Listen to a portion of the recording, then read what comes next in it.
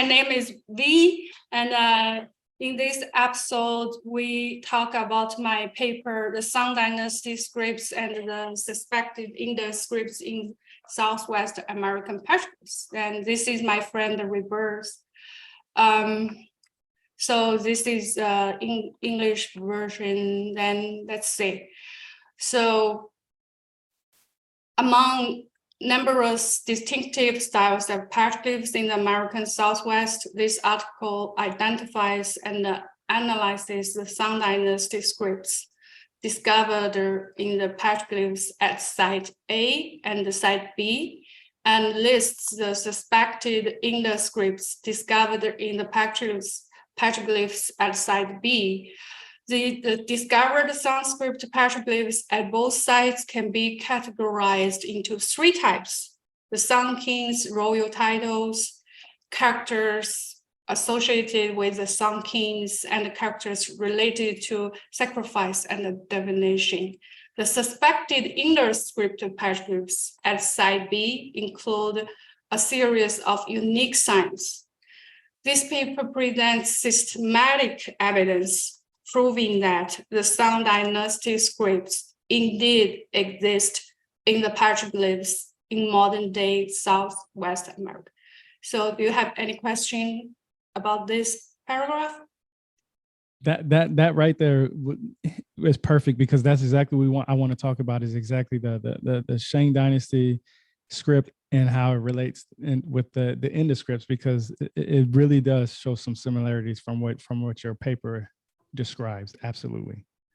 Okay, let's look at the introduction right now. Okay, so petroglyphs can be found all over the world, and the American Southwest is one of the regions with the highest concentration of petroglyphs on the globe. So among numerous distinctive styles of petroglyphs in American Southwest, again, this article identifies and analyzes the Shang Dynasty script petroglyphs discovered at Site A and Site B, and lists the suspected Indus script petroglyphs discovered at location B. So sorry, this is a typo. I should have said Site B too. And John A. Ruskamp Jr. has discussed the identification of ancient Chinese pictograms in North American petroglyphs in his book, Asiatic Echoes, the identification in the ancient Chinese pictograms in pre-Columbian American rock writing. I think the new version is made in 2022. This article discusses some of the identification in this book. So I'm not going to talk about all of his identification in this article, in this paper. Right. Only some. And the new discoveries of a considerable number of Shang Dynasty scripts, petroglyphs, that have not been mentioned by anyone before, not mentioned in Dr. Ruskamp's book also. Okay, so now we're going to introduce the Shang Dynasty and its culture and its writing a little bit. The Shang Dynasty, according to the mainstream academia, their dating is around 1600 to around 46 BC. I'm using my favorite scholar, Dao Feichang. He has a Twitter account. You can search Dao Feichang for his Twitter account. He's written like more than 60 articles about human civilization, origin of civilization, and astronomical archaeology. So there are 3 papers in English in my pinned tweets if you want to read them. Okay, so this is 1599 to BCE to 1059 BCE. Why? Because in Chinese historical records, in a couple of books, it's said on the day the Zhou people defeated the Song people, on the day, what kind of astronomical phenomena happened? we have the records very clearly recorded in the historical documents. Not only one, a couple of them. So Dao Feichang, Miss Dao Feichang, okay, he used the modern astronomical software to restore the date according to the records. So he find the date perfectly matched the records. So the date is a day in 1059 BCE. Okay, so if you are interested, you can read his paper article for that. Okay, so the Shang Dynasty is the second dynasty recorded in Chinese historical documents. The most famous Chinese historical documents is called Shiji. I mentioned the Shiji a couple of times in this paper. So Shang Dynasty is, so the first one is Xia, but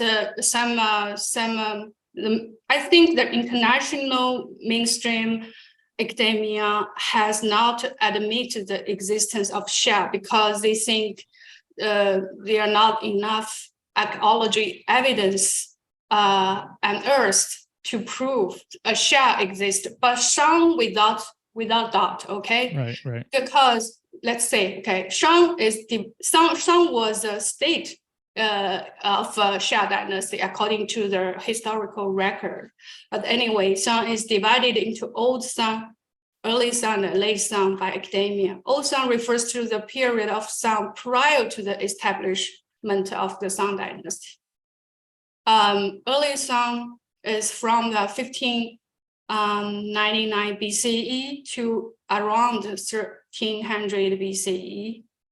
Refers to the period from the establishment of the Shang dynasty by King Chen Tang. Chen Tang was the founder of Shang dynasty, and to the relocation of the capital city to Yin. Now Yin is in modern day Anyang, China, by King Pangen. From that time until the termination of the Shang dynasty by the Zhou refers to the period of late Shang, which is from around 1300 BCE to 1059 BCE. So Zhou was the third Chinese dynasty. Zhou same as Shang dynasty, because Shang dynasty, the sites, the capital sites, and a lot of artifacts have been unearthed. The same as Zhou. Okay, only Xia dynasty, they don't think Xia really existed because the lack of their archaeological evidence. Okay. So in order to show legitimacy and the power of their rule, some kings attached great importance to worshiping and sacrificing to their gods and deceased ancestors. This is very important, okay? So it's closely related to what we are talking about in this paper. Divination played another crucial role in some dynasties, kings' lives, from state affairs to many aspects of daily life. Like the Sun Kings, the reigning Sun Kings had a dream. He has to do the divination and say if this dream will come true or if it's good dream or bad dream, stuff like that. Okay. Like also, a vision. Also, his wife was pregnant. He wanted to know if it was a boy or girl. So he did a divination, things like that. But a lot of state affairs like warfare stuff. So in addition to political and the military power, the Sun Kings also control the rights to perform sacrificial rituals and the divination. So this is also very important. Other than the kings, nobody can do the sacrificial rituals and the divinations because the right was controlled by the reigning Sun Kings at that time. So if you see anything related to sacrificial rituals or divinations, that means it wasn't done by anything else, but by the reigning sun or under the order of the reigning sun. That's very important to know, okay? Exactly, yep. Okay, oracle bone inscriptions in Chinese we call them 甲骨文. 甲骨 means oracle bone. Wen means inscriptions, scripts, Okay. and bronze inscriptions we call them in Chinese 金文. 金 means bronze, metal. Wen means scripts, inscriptions. Okay, are the two forms of the Song Dynasty writing, and also the earliest known Chinese writing, because this is the earliest known Chinese writing unearthed in China. Oracle bone inscriptions are mostly inscribed on turtle plastrons and ox scapulae.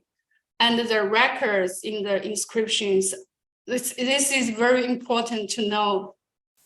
The records in these inscriptions are the reigning kings, pyramidal divinations, and sacrificial activities only. Nothing other than these two things are recorded in the scriptures of Song Dynasty. Bronze inscriptions are cast or inscribed on the ritual bronze vessels, weapons, and other artifacts of the Song and the Zhou dynasties, including names of rulers, ceremonial occasions, and ritual activities. The bronze scripts used in comparison with the petroglyphs in this article are all Song Dynasty's bronze scripts, because in both Song Dynasty and Zhou Dynasty, they both had the bronze inscription. We both have the bronze inscription from these two dynasties unearthed in modern day China. So all the bronze scripts used in this paper are Song Dynasty bronze scripts. Okay. Ooh. Okay. So what's the feature? What's the feature or characteristics of Song Dynasty scripts writing? So it is almost every character in oracle bone and bronze inscriptions has multiple forms. Okay. But the basic structure of a character in its various forms remain unchanged.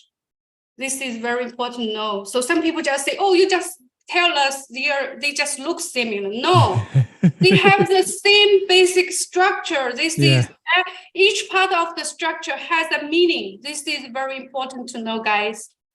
The database of oracle bone and bronze inscriptions provided by 小学堂文字学 database, developed by Institute of History and Philosophy and Institute of Information Science, Academia, this is very famous university in Taiwan. Okay. So this database has collected 2548 oracle bone characters in 24,701 forms, and 3,953 bronze characters in that's a lot.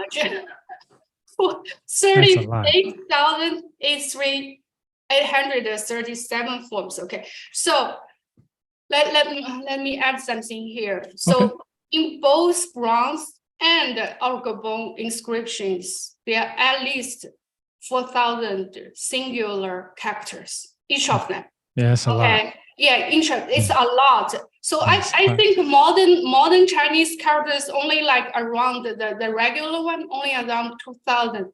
They had oracle bone inscriptions had 4,500 singular, distinct characters. So they're bronze inscriptions. Okay.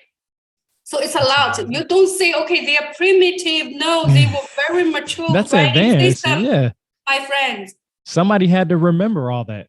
Yeah, once they were discovered, once they were unearthed, they were already 4,500 distinct characters already.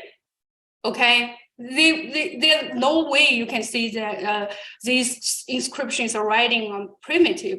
Yeah.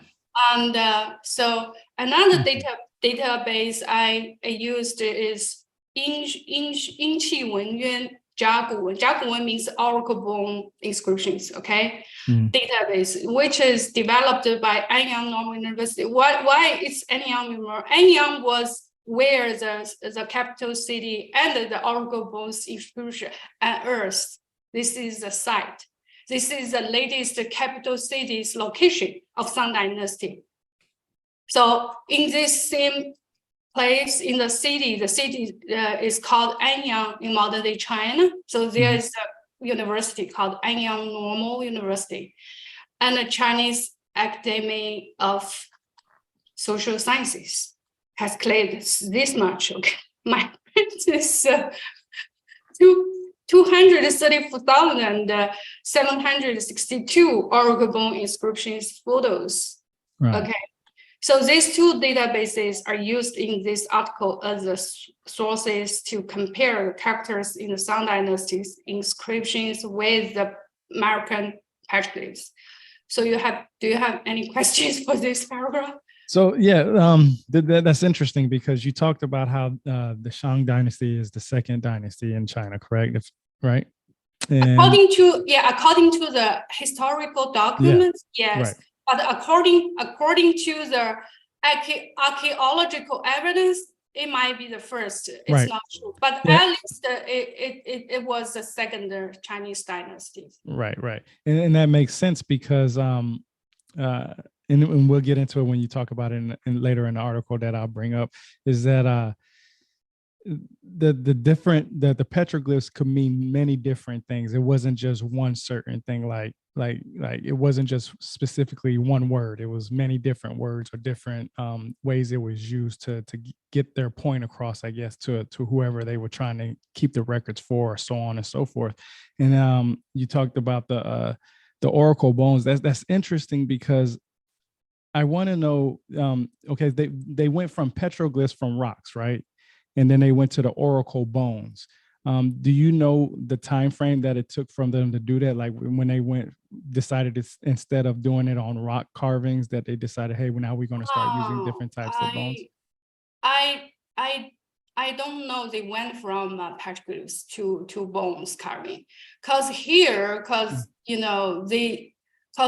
America the tradition is petroglyphs, because you can see tons of petroglyphs here, right? Especially in Southwest America. Right. But there is not tradition in China. But the point is early Shang might not be inside the modern day China. Right. Because people have to know, have to be aware of the truth that today's borders doesn't mean that this is border of the country, of a nation, of the tribes in the past, not to mention thousands of years ago. Because people always move around. You look at that, how big the ancient Romans territory compared to today's Italy, right? Right, yeah. Ancient Persian's territory, right? So every time, I think people always have this delusion or illusion. They say, oh, it's not in today's China, which means it's not in China. No, people always move around. And today's Chinese people is not exactly the same as the Asian Chinese people as well, I'm glad you said that, and I'm sorry to interrupt. That's perfectly said. I got to give, that's perfectly said, because a lot of people don't understand that. A lot of people will say that what they see today, they think that was the same group of people thousands and thousands and thousands of years ago. They don't understand that, we all migrated and moved together as a group of people. We came together, traded with each other. We all learned each other's languages and different types of languages and stuff like that, their own writing systems and stuff like that.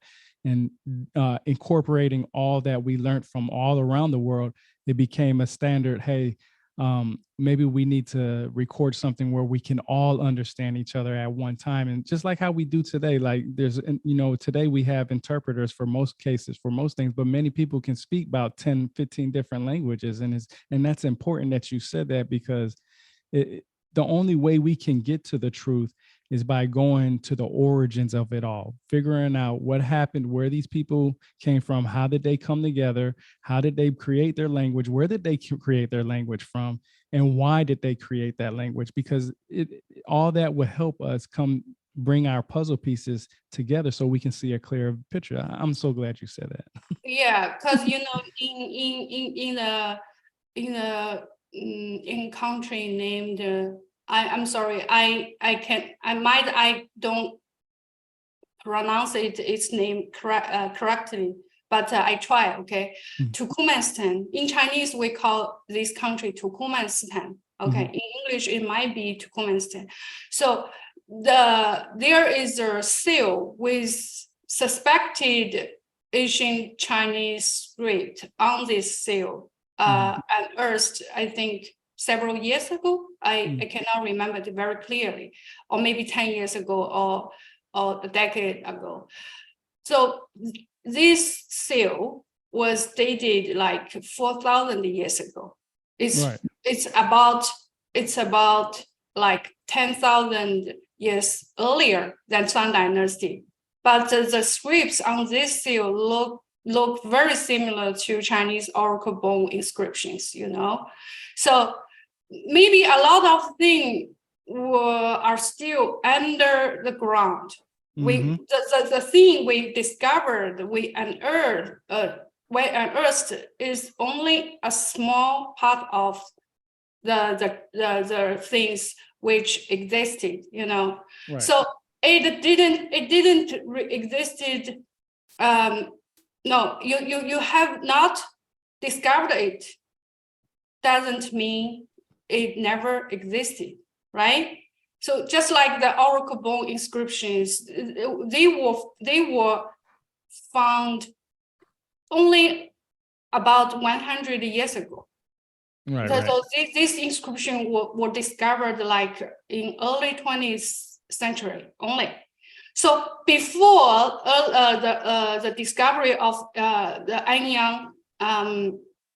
Anyang site and these oracle bone inscriptions, before they were discovered, people may say, "Oh, the records in Chinese historical documents are just the legends, right? No archaeological evidence, right?" So, but after those artifacts, those inscriptions were unearthed, people, finally, they say, these are not legends, these are truths. These are true, very correct records. How correct they are. The king's titles I've discovered here on the rocks in the petroglyphs in America perfectly matched the records in Chinese, historical document. I'm going to talk about it later, okay? Right on. So, okay, so any other questions for this? No, that's okay, it. Let's go. Let's continue. So the interpretation of the Shang Dynasty script in this article. The Shang Dynasty's oracle bone and the bronze inscriptions originated in about 1200 BCE during the reign of King Wu Ding. So marked in red in table 1. Let's look at this table. So Wu Ding is like a 22nd Shang Dynasty king here in late Shang, and all the king's titles I've discovered so far, like here, this 4, okay? So yeah, just beware of this. At the king's list, right? Basically, right? Yeah, this is exactly, the lineage of Shang kings is recorded in Shiji, NOF. Yeah, the Shiji is the most famous Chinese historical book. The number 1 historic book written by Sima Qian is like the most famous. Let's go back to this paragraph. So the Shang dynasties are why the academia think they just originated in about 1200 BCE, because in inscriptions They talk about the reigning king's activities, right? The reigning king's sacrificial and the divination activities. So the earliest king's name, they only say can, trace back to Wu Ding. No any name they can say before Wu Ding. This is why the academia think, okay, so the oracle bone and the bronze inscriptions unearthed in China, the earliest time can be traced back to 1200 BCE, because they don't see any king's titles in the inscriptions earlier than King Wu Ding. Do you have any questions about this? Oh, no. That's okay. Yeah, this is why. But it's unknown whether the Song used any scripts in the periods prior to 1200 BCE. However, the oracle bone, and bronze writings of late Song unearthed in modern day China are already mature writings, just like I just said. Right. With more than 4,000 characters and fixed syntaxes. So it's more likely there was a developing process of the Song Dynasty's writing system prior to Wu Ding's era. The term the Song Dynasty script used in this article represents all the scripts used by the Song during the Song Dynasty. This is why I don't say late Song, or I don't just say oracle bone inscriptions, because I think prior to Wu Ding's time, some people had already used scripts. So this is why I just say the Song Dynasty script. So it's the Indus script.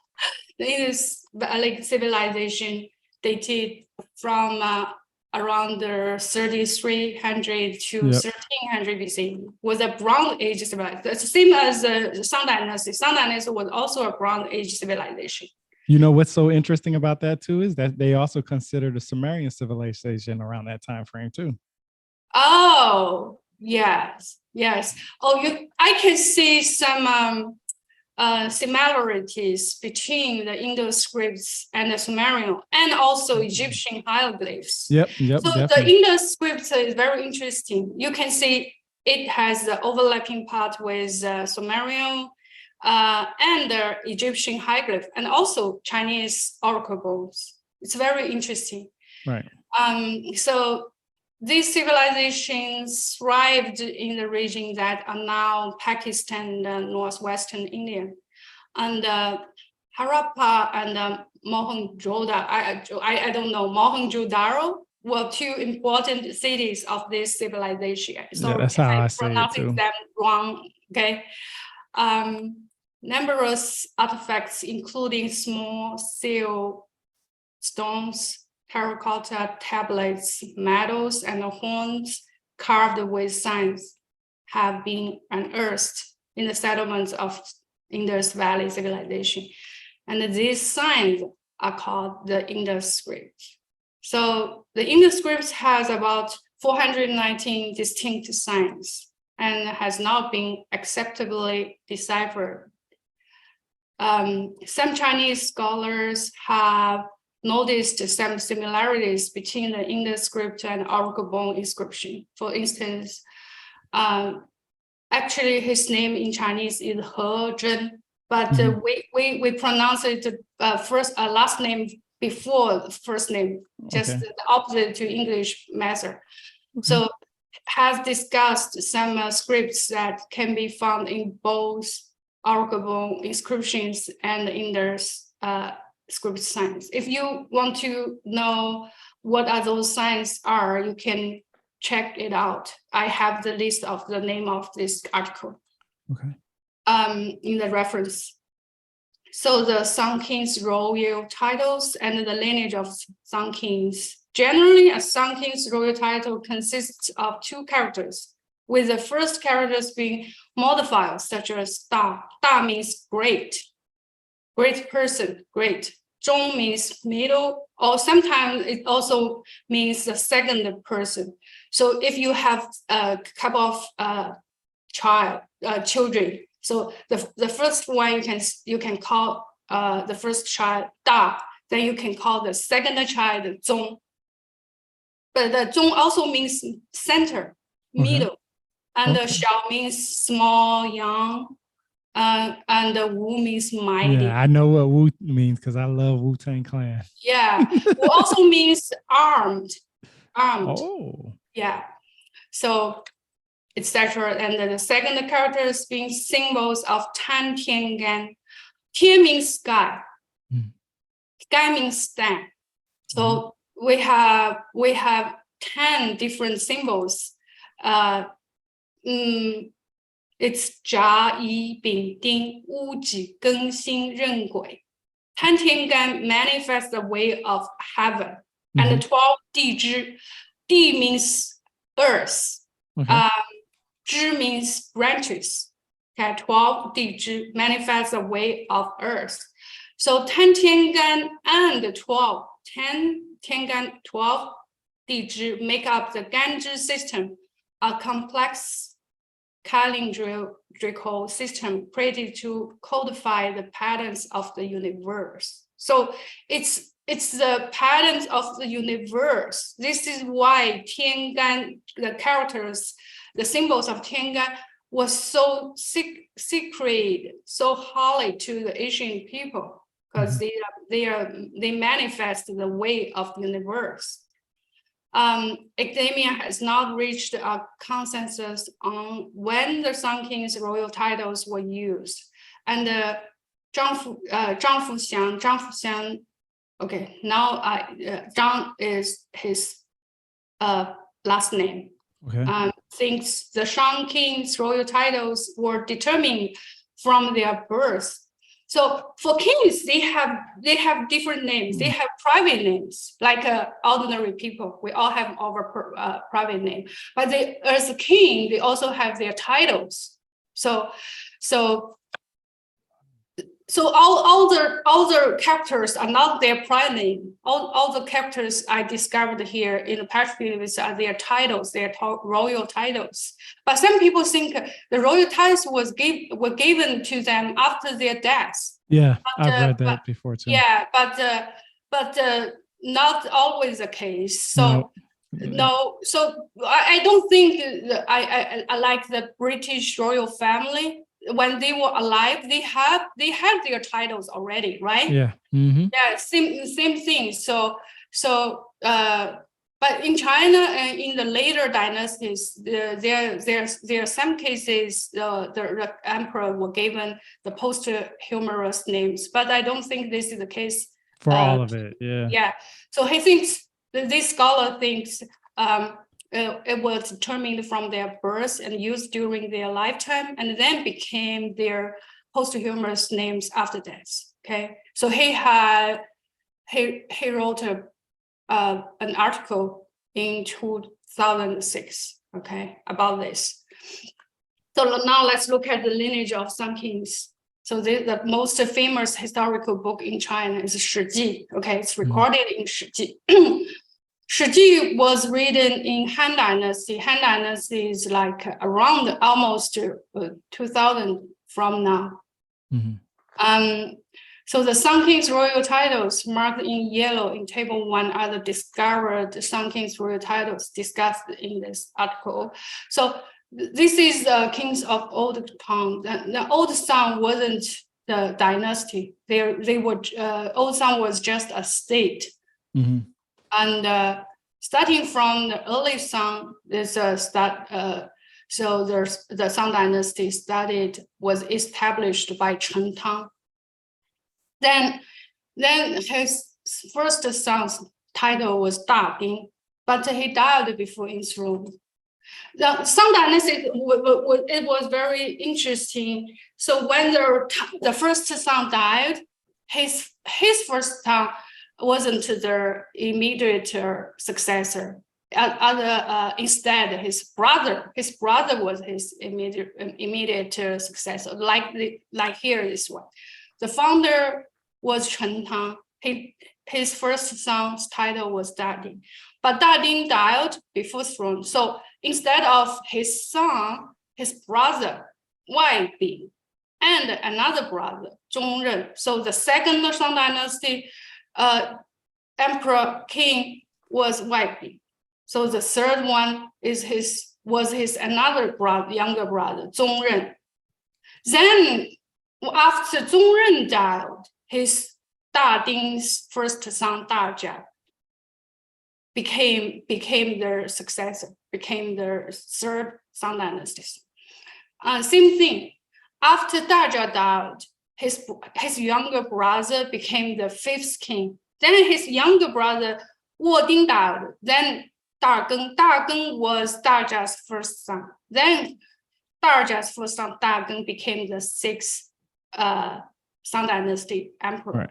Okay, so the relationship here is Chen Tang, the founder of Shang Dynasty, then Chen Tang's first son Da Ding.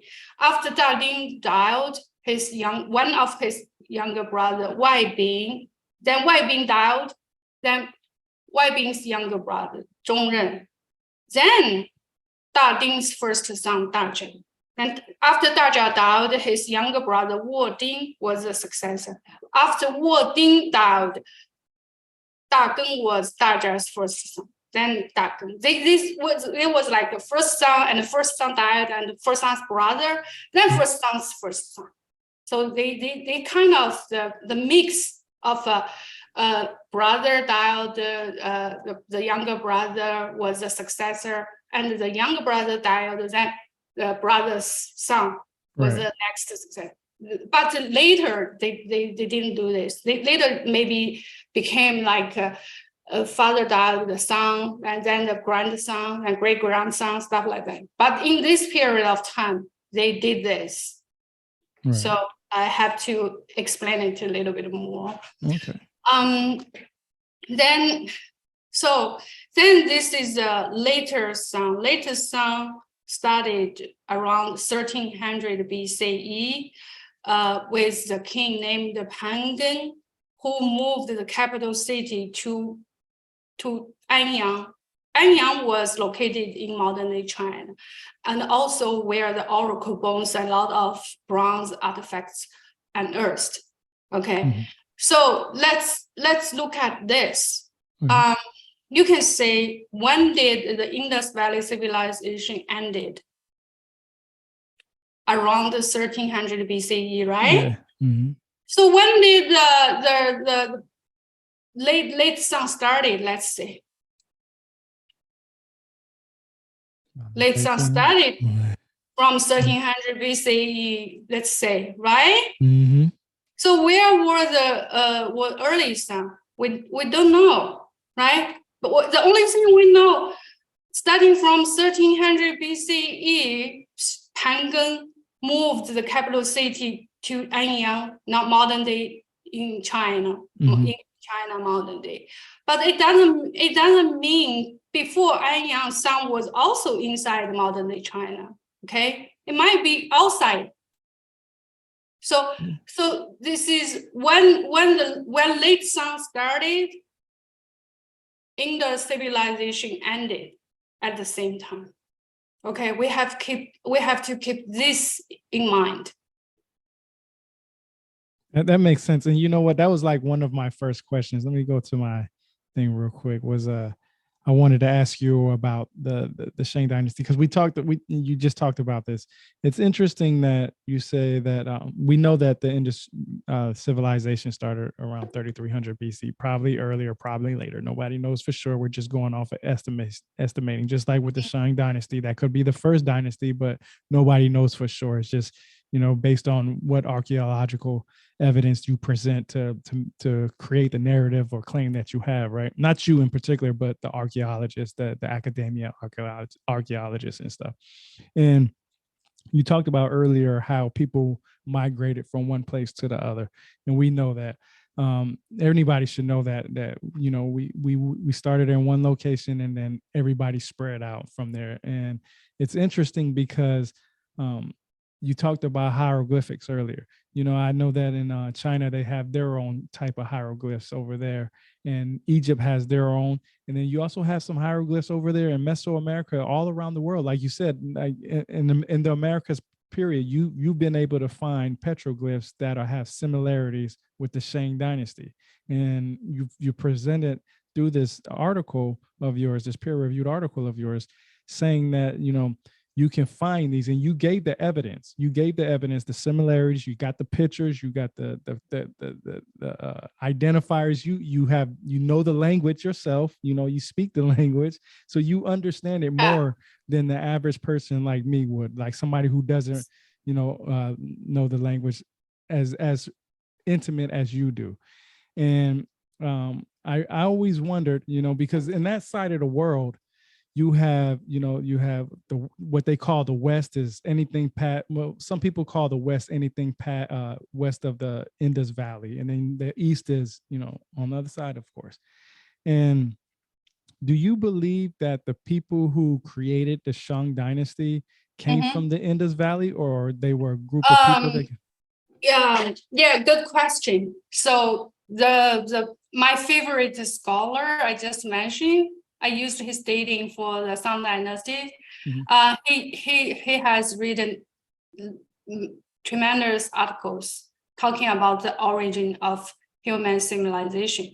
So I'm just introducing his research a little bit here. Okay, so according to his research, so the some people, Indus people, ancient Egyptians, we were all together. We were just different ethnic groups, tribes, but we were all together.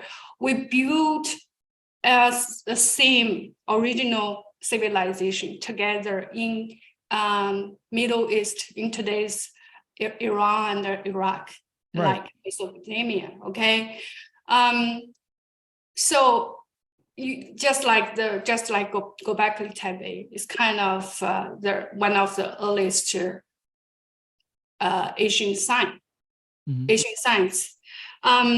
So according to his research, different ethnic groups, including Chinese, today's Arabic, Sumerian, Indian, Asian, Egyptian, all of these people, different ethnic groups, tribes, or we were all together in Mesopotamia. Then the rulers moved to ancient Egypt. Then part of the rulers around 4400 BCE moved back to Mesopotamia. Then stayed there until 1900 BCE. The center moved to Indus Valley. So at that time, in Chinese historical book was called the Xia Dynasty, which was the first so-called Chinese dynasty. So he thinks every nation's ethnic groups had the same origin. We just gave them same name and and I recorded them in our historical documents. But we all talk about the same story. So Xia, according to his research, Xia was originally in Mesopotamia. Then around 1900 BCE, Xia moved. The center of Xia moved to the Indus Valley. Then the Song defeated Xia in 1599 BCE, terminated the Xia dynasty. I think after they terminated Xia dynasty, they stayed in, maybe the center was there, or they took Indus Valley as a state of Song dynasty in early Song. This is why at that time they might have used both oracle bone inscriptions and Indus scripts. This is why we have found there is overlapping part between Chinese oracle bone inscription and Indus scripts. This is why. Then around the 1900 BCE, in late Song, starting from late Song, some people moved the capital city to modern-day China, Anyang. So around this time, you can see at the same time, Indus Valley civilization ended around the 1300 BCE, right? When the Indus Valley civilization ended was exactly around the time Shang people moved the capital city to Anyang, modern-day China, Anyang. Okay, so yeah, modern-day Anyang, China. Okay, so this is just a theory. Okay, so it's far from the the truth proved by the archaeology evidence or anything else, but it makes sense, right? Yeah. So yeah, but we need to pay attention to the theory, because for otherwise, why I can find both Oracle bone scripts and Indus scripts on the same rock panel in the petroglyphs here in America with the same style, right? Yep. And they almost look identical too. Like if it's not like you look at it at a quick glance. Yeah, I have a bunch of evidence I have here, so we'll go there later. So okay, we've finished the lineage.